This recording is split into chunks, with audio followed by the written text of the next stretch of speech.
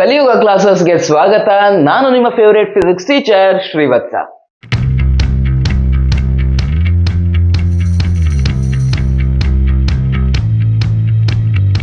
ಇವತ್ತು ನಾವು ನೋಡ್ತಾ ಇರೋದು ತುಂಬಾ ಸಿಂಪಲ್ ಆಗಿರುವಂತಹ topic, the law of inertia. ಇದು 4ನೇ ಚಾಪ್ಟರ್ ನ 3ನೇ ಟಾಪಿಕ್ ಆಗಿರೋದ್ರಿಂದ NCERT ನಲ್ಲೆಲ್ಲ ಕೊಡ್ಬೇಕಾದ್ರೆ ಟಾಪಿಕ್ 4.3 ಲಾ ಆಫ್ ಇನರ್ಷಿಯಾ ಅಂತ ಕೊಡ್ತಾರೆ. ನಿಮ್ಗೆಲ್ಲ ಗೊತ್ತಲ್ವಾ, NCERT ನಲ್ಲಿರುವಂತ ಈ ರೀತಿ ಚಿಕ್ಕ ಟಾಪಿಕ್ ಮೇಲೆನೂ ಸಪರೇಟ್ ಆಗಿ ವಿಡಿಯೋನ ಮಾಡ್ಕೊಂತ ಹೋಗ್ತಿದ್ದೀನಿ ನಾನು. ಡೈಲಿ ಒಂದೊಂದು ವಿಡಿಯೋ ಬರ್ತಾ ಇದೆ. ಇದು ಇದೇ ಚಾಪ್ಟರ್ ನ ಹಿಂದಿನ ವಿಡಿಯೋಸ್ ಅಥವಾ ಇದೇ ಚಾಪ್ಟರ್ ನಲ್ಲಿ ಬರೋ ಮುಂದೆ ವಿಡಿಯೋಸ್ ಎಲ್ಲವೂ ನಿಮ್ಗೆ ಒಂದು ಪ್ಲೇ ಲಿಸ್ಟ್ ಅಲ್ಲಿ ಸಿಗತ್ತೆ. ಆ ಪ್ಲೇ ಲಿಸ್ಟ್ ನ ಲಿಂಕ್ ಅನ್ನ ಡಿಸ್ಕ್ರಿಪ್ಷನ್ ಅಲ್ಲೂ ಕೊಟ್ಟಿದ್ದೇನೆ, ಹಾಗೆ ಕಮೆಂಟ್ ಸೆಕ್ಷನ್ ನಲ್ಲಿ ಪಿನ್ ಮಾಡಿಟ್ಟಿದ್ದೇನೆ.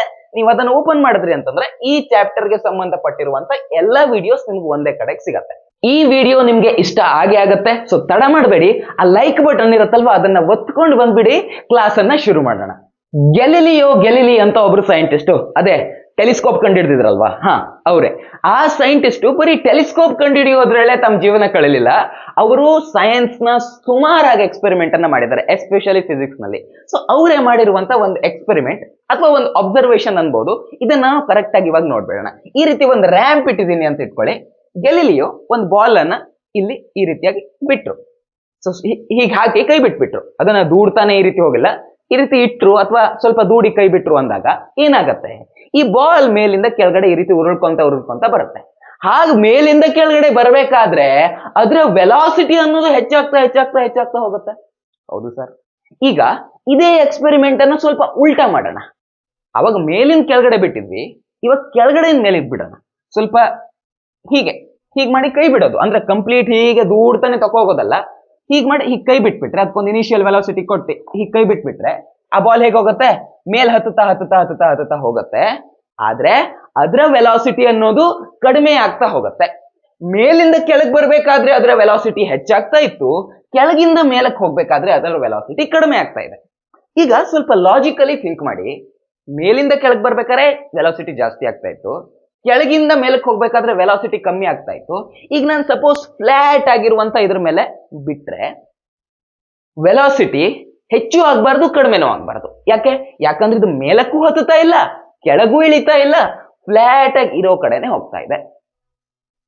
ಇಲ್ಲಿ ವೆಲಾಸಿಟಿ ಜಾಸ್ತಿ ಆಗ್ತಾ ಇತ್ತು, ಕೆಳಗಿಂದ ಮೇಲೆ ಹೋಗ್ಬೇಕಾದ್ರೆ ವೆಲಾಸಿಟಿ ಕಮ್ಮಿ ಆಗ್ತಾ ಇತ್ತು. ಸೊ ಇಲ್ಲಿ ಎರಡೂ ಆಗ್ಬಾರ್ದು. ಅಂದ್ರೆ ವೆಲಾಸಿಟಿ ಮೊದಲೆಷ್ಟಿತ್ತೋ ಅಷ್ಟೇ ವೆಲಾಸಿಟಿಲಿ ಇದು ಹೋಗ್ತಾ ಇರಬೇಕು. ಅಂದ್ರೆ ಯೂನಿಫಾರ್ಮ್ ವೆಲಾಸಿಟಿ ಇರಬೇಕು. ಹೌದ್ ತಾನೆ? ಲಾಜಿಕಲಿ ಹೀಗೆ ಆಗ್ಬೇಕು ತಾನೆ? ಈ ಎಕ್ಸ್ಪೆರಿಮೆಂಟ್ ಆಯ್ತು. ಇವಾಗ ಇದನ್ನೇ ಸ್ವಲ್ಪ ಮಾಡಿಫಿಕೇಶನ್ ಮಾಡ್ಕೊಂಡು ಇನ್ನೊಂದು ಎಕ್ಸ್ಪೆರಿಮೆಂಟ್ ಮಾಡಿದ್ದಾರೆ ಗೆಲಿಲಿಯೋ, ಅದನ್ನ ನೋಡೋಣ. ಈಗ ಗೆಲಿಲಿಯೋ ತಗೊಂಡಿರುವಂತ ಸೆಟಪ್ ಈ ರೀತಿ ಇದೆ. ಡಬಲ್ ಇನ್ಕ್ಲೈನ್ ಪ್ಲೇನ್ ಇದೆ. ಇಲ್ಲೊಂದ್ ಸ್ವಲ್ಪ ಇನ್ಕ್ಲೈನ್ ಇದೆ, ಇಲ್ಲಿ ಆಲ್ಮೋಸ್ಟ್ ಫ್ಲಾಟ್ ಇದೆ, ಬಟ್ ಇಲ್ಲಿ ಮತ್ತೊಂದ್ಸಲ ಇನ್ಕ್ಲೈನ್ ಇದೆ. ಸೊ ಇದು ಡಬಲ್ ಇನ್ಕ್ಲೈನ್ ಪ್ಲೇನ್. ಸೊ ಇಲ್ಲಿ ಇಟ್ಕೊಂಡು ಬಾಲ್ ಬಿಟ್ಟಾಗ ಏನಾಗುತ್ತೆ, ಈ ಬಾಲು ವೆಲಾಸಿಟಿ ಹೆಚ್ಚಾಗ್ತಾ ಹಿಂಗ್ ಬರುತ್ತೆ. ಇಲ್ಲಿ ಹೋಗ್ಬೇಕಾದ್ರೆ ಮೇಲ್ ಹತ್ತತ್ತೆ, ಹೀಗೆ ಮೇಲ್ ಹತ್ಬೇಕಾದ್ರೆ ವೆಲಾಸಿಟಿ ಕಮ್ಮಿ ಆಗ್ತಾ ಹೋಗುತ್ತೆ. ಹೌದಾ? ಆಮೇಲೆ ವಾಪಸ್ ಕೆಳಗೆ ಬರುತ್ತೆ, ಹಿಂಗ ಹೋಗುತ್ತೆ, ಮತ್ತೆ ವಾಪಸ್ ಈ ರೀತಿ ಆಗ್ತಾ ಇರುತ್ತೆ. ಹೌದಾ?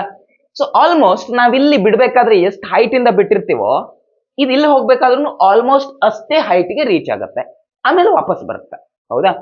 ಸೊ ಈಗೇನ್ ಮಾಡಿದ್ದಾರೆ ನೆಕ್ಸ್ಟ್ ಸೆಟಪ್ ಅಲ್ಲಿ ಅಂತಂದ್ರೆ, ಸೇಮ್ ಡಿಸೈನು ಬಟ್ ಈ ಇನ್ಕ್ಲಿನೇಷನ್ ಇದೆಯಲ್ವಾ, ಇದನ್ನ ಒಂದ್ ಸ್ವಲ್ಪ ಕಮ್ಮಿ ಮಾಡಿದ್ದಾರೆ. ಅಂದ್ರೆ ಇದು ಈ ರೀತಿಯ ಸೆಟಪ್ ಅನ್ನ ರೆಡಿ ಮಾಡ್ಕೊಂಡಿದ್ದಾರೆ.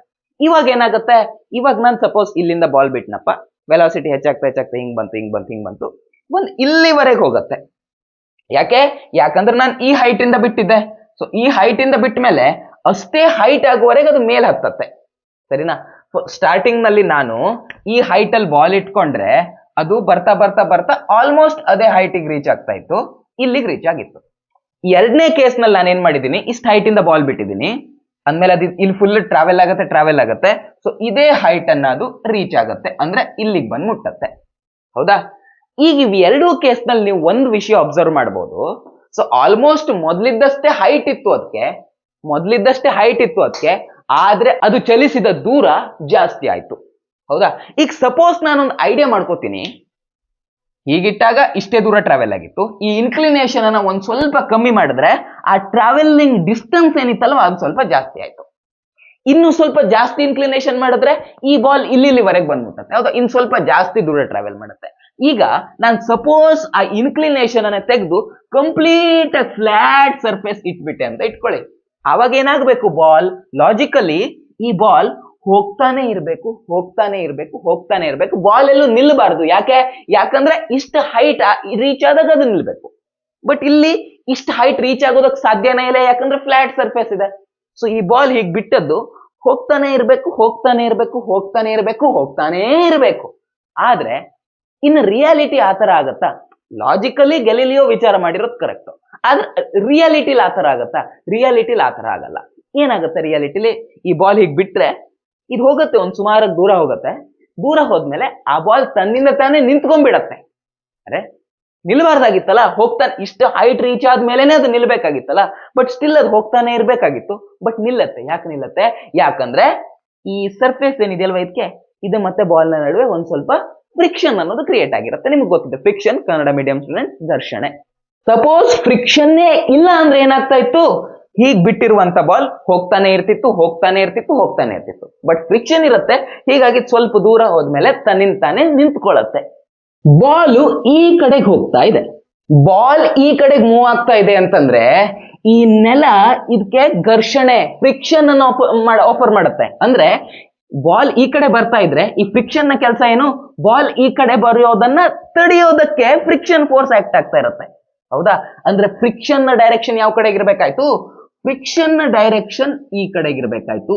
ಬಾಲ್ ಈ ಕಡೆಗೆ ಹೋಗ್ಬೇಕು, ಫ್ರಿಕ್ಷನ್ ಅನ್ನ ತಡಿತಾ ಇದೆ. ಸೊ ಬಾಲ್ ಒಂದೇ ಸ್ಪೀಡ್ ಅನ್ನ ಮೇಂಟೈನ್ ಮಾಡ್ಕೊಂಡು ಈ ಕಡೆ ಹೋಗ್ಬೇಕಂದ್ರೆ ಫ್ರಿಕ್ಷನಲ್ ಫೋರ್ಸ್ ಎಷ್ಟು ಆಕ್ಟ್ ಆಗ್ತಾ ಇತ್ತೋ ಅಷ್ಟೇ ಫೋರ್ಸ್ ಅನ್ನ ನಾವು ಕಂಟಿನ್ಯೂಸ್ ಆಗಿ ಅದಕ್ಕೆ ಕೊಡ್ತಾ ಹೋಗ್ಬೇಕು.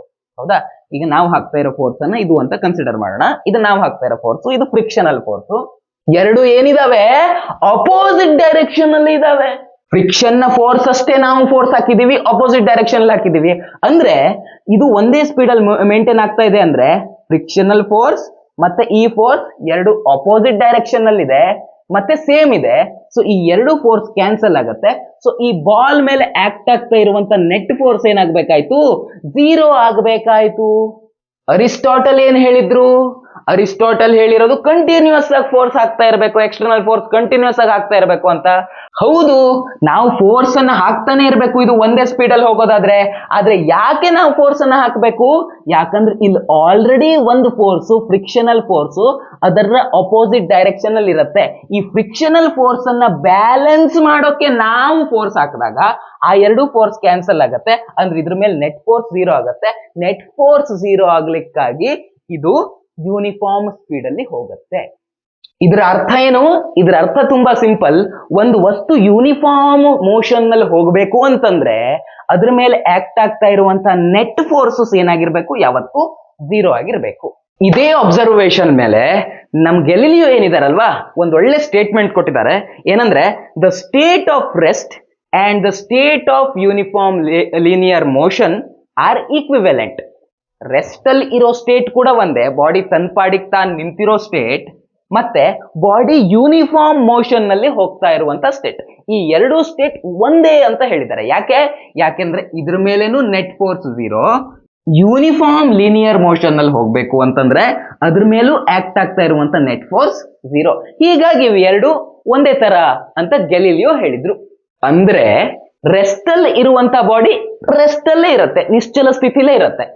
ಯೂನಿಫಾರ್ಮ್ ಮೋಷನ್ ಆಗ್ತಾ ಇರುವಂತ ಬಾಡಿ ಯೂನಿಫಾರ್ಮ್ ಮೋಷನ್ ನಲ್ಲಿಯೇ ಇರುತ್ತೆ. ಎಲ್ಲಿವರೆಗೆ ಅದ್ರ ಮೇಲೆ ಎಕ್ಸ್ಟರ್ನಲ್ ಫೋರ್ಸ್ ಆಕ್ಟ್ ಆಗೋದಿಲ್ವೋ ಅಲ್ಲಿವರೆಗೆ. ನಿಂತಿದೆ ಒಂದ್ ಬಾಡಿ, ನಿಶ್ಚಲ ಸ್ಥಿತಿಲಿದೆ, ಇದಕ್ಕೆ ನಾನು ಎಕ್ಸ್ಟರ್ನಲ್ ಫೋರ್ಸ್ ಕೊಟ್ಟಿದ್ದೀನಿ ಅಂದ್ರೆ ಆ ಬಾಡಿ ಮೂವ್ ಆಗುತ್ತೆ.